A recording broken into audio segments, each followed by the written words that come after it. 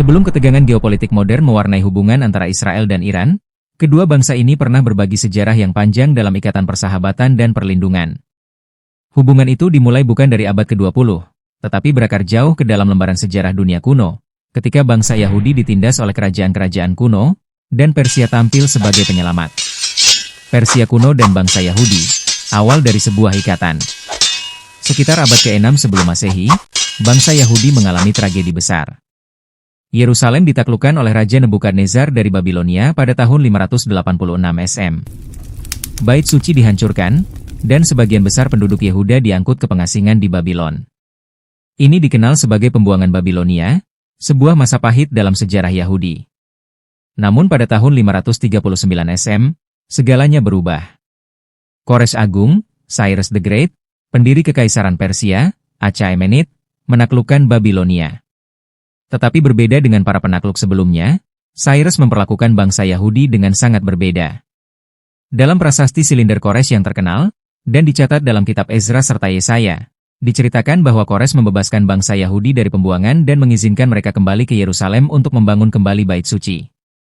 Tidak hanya itu, dia bahkan memberikan dukungan finansial dan logistik untuk pembangunan kembali kota suci mereka. Beginilah firman Kores, Raja Persia, Tuhan, Allah semesta langit, telah memberikan kepadaku segala kerajaan di bumi dan ia telah memerintahkan aku untuk mendirikan suatu rumah baginya di Yerusalem.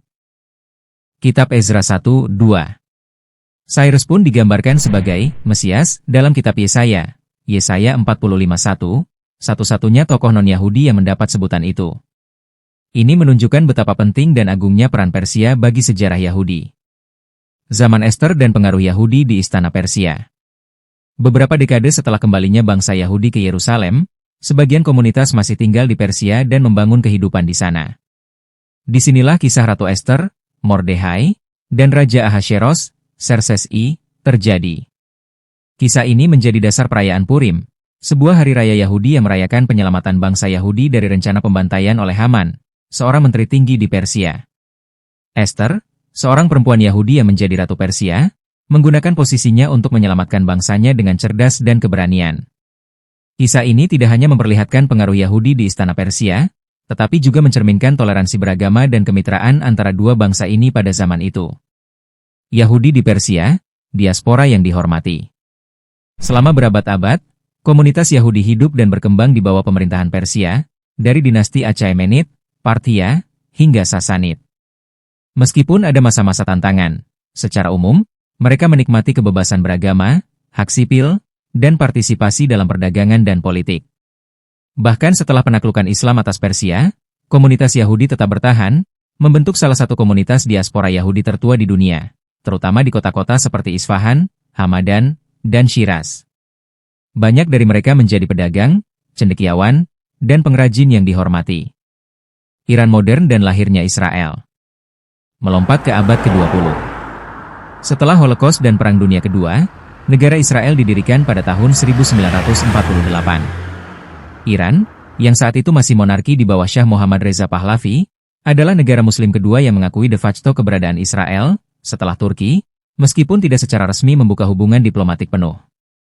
Pada era 1950-1979, hubungan Israel dan Iran sangat dekat. Mereka menjalin kerjasama dalam bidang militer, ekonomi, dan intelijen. Iran menyediakan pasokan minyak ke Israel, sementara Israel membantu pembangunan infrastruktur dan proyek teknologi di Iran. Bahkan, Mossad dan Safak, Dinas Intelijen Iran, bekerja sama dalam proyek-proyek keamanan regional. Israel juga membantu pelatihan militer dan teknologi untuk Iran, termasuk dalam bidang agrikultur dan irigasi. Banyak orang Yahudi Iran yang menjadi jembatan budaya dan ekonomi antara kedua negara. Komunitas Yahudi Iran pada saat itu berkembang pesat dan memiliki hak yang cukup luas dibandingkan dengan negara-negara Muslim lainnya. Revolusi Iran dan runtuhnya persahabatan. Segalanya berubah drastis pada tahun 1979. Revolusi Islam Iran, yang dipimpin oleh Ayatollah Ruhollah Khomeini, menggulingkan rezim Syah dan mendirikan Republik Islam Iran. Khomeini mengutuk Israel sebagai setan kecil, dan sejak saat itu hubungan berubah menjadi permusuhan yang terbuka. Kedutaan besar Israel di Teheran disita dan diberikan kepada Organisasi Pembebasan Palestina, PLO. Iran tidak hanya memutuskan hubungan diplomatik dengan Israel, tetapi juga secara aktif mendukung kelompok-kelompok anti-Israel seperti Hizbullah di Lebanon dan Hamas di Gaza. Meski begitu, komunitas Yahudi tetap ada di Iran, meskipun dalam jumlah yang jauh berkurang. Mereka mengalami tekanan, namun secara hukum tetap diakui sebagai minoritas agama. Penutup, warisan yang terlupakan. Ironisnya, dua bangsa yang pernah saling menyelamatkan dan bekerja sama kini terlibat dalam permusuhan politik yang dalam. Banyak yang lupa bahwa tanpa Persia, bangsa Yahudi mungkin tidak akan kembali dari pembuangan Babilonia. Dan di sisi lain, Israel modern pernah menjadi sekutu kunci bagi Iran di masa Syah. Sejarah ini mengingatkan kita bahwa musuh hari ini bisa jadi adalah sahabat kemarin. Dan mungkin, di masa depan, saat kabut politik mereda, jalinan kuno itu bisa dikenang kembali.